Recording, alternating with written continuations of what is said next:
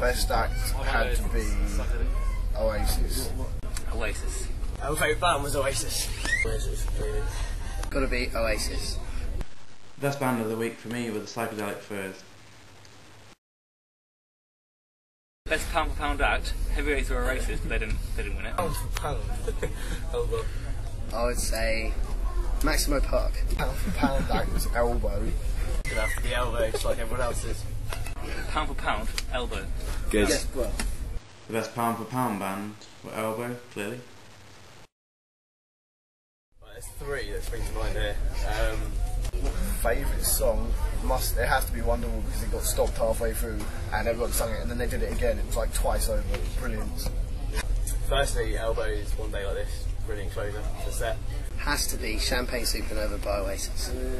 It's definitely a toss-up between Champagne Supernova and Elbow's last. Was it One Day? One Day Like This. One Day Like This.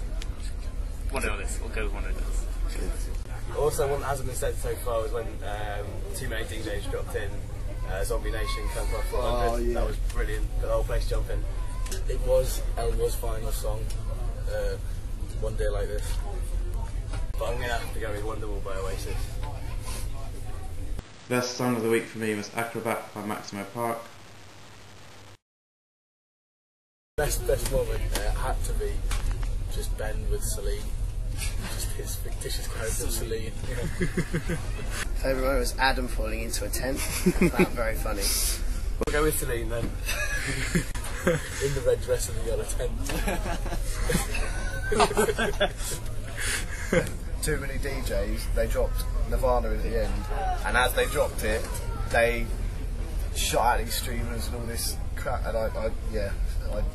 My favourite moments were the ones when I was playing guitar and everyone was singing around me. I felt like I'm on stage. Paraphernalia. I did nearly cry. That's the one time I nearly cried in this whole thing. Good, good. My favourite moment of the week was when, after the tragic collapse of the gazebo, Alec came over to me after being brutally blamed for it and feeling very sorry for myself. Alec came over and admitted it was in fact all his fault.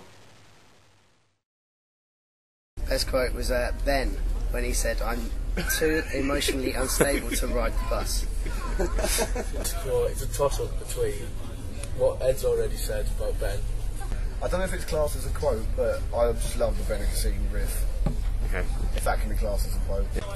Any that Ed has said so far, you live and learn, that's always a good one. Best quote. She's real, I tell you. She's real, I tell you.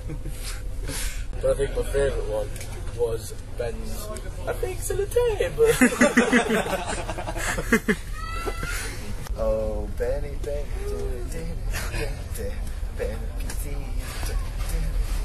and it repeats. My favourite quote of the week was "You live and learn" by Steady Eddie, because this is the first moment we realise that he truly is the voice of wisdom. I think outside the group, just because the ratio of quality that she said against everything that she said, she rarely said anything, but when she did it, the comical genius had to be better. Aussie Dave. The three Essex lads, simply because they called me legends throughout the whole holiday. Oh, which one? Obviously not Shringo. Obviously not. I'd like to say Celine, but I've never actually met her, so I can't vote for her. I'm going to say Aussie David, because he was fucking wicked and he always came over and saw how we were the next day and had a bit of chat, and he'd always come over when he was pissed and join in, so yeah, Dave. Other people that spring to mind are my best mates from Barcelona who threatened to kill me, but I'll go with Ajax. Oh, Ajax, absolute lads. And my favourite person outside the group has to be Spanish George, because he was the only person that believed me when I in fact did fix the table.